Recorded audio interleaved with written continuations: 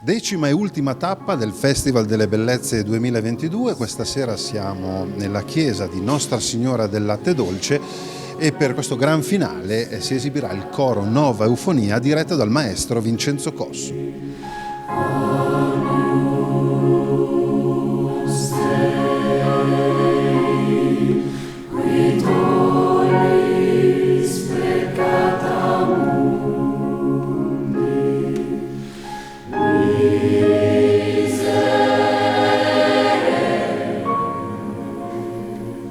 Eccoci qui col maestro Vincenzo Cossu, Deo ex machina di questo evento del Festival delle Bellezze. Maestro, torniamo in un posto, in un luogo dove tutto è iniziato, si può dire.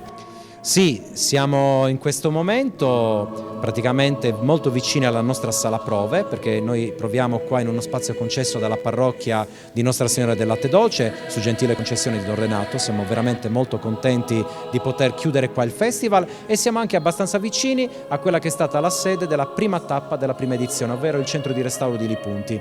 Siamo molto contenti di questa chiusura perché è il coronamento perfetto di un percorso che è durato oltre 5 mesi e ci ha portato in tutte le location più belle e suggestive del Nord Sardegna, dal punto di vista archeologico, paesaggistico, monumentale, e abbiamo potuto portare alcuni dei più grandi artisti della Sardegna in queste occasioni a emozionare e a condividere la bellezza con il pubblico e a esaltare la bellezza dei luoghi, grazie anche all'aiuto dei tecnici, delle riprese che sono state effettuate, grazie ai nostri service professionali dal punto di vista luci, video, audio. Siamo veramente molto contenti del risultato. Ecco, quindi appunto 10 tappe incredibili in questi luoghi fantastici, ci sono tutti i video a testimoniare e poi ci saranno anche degli speciali che magari poi il maestro ci spiegherà, grandi artisti, ma c'è un futuro, il Festival delle Bellezze continuerà anche l'anno prossimo.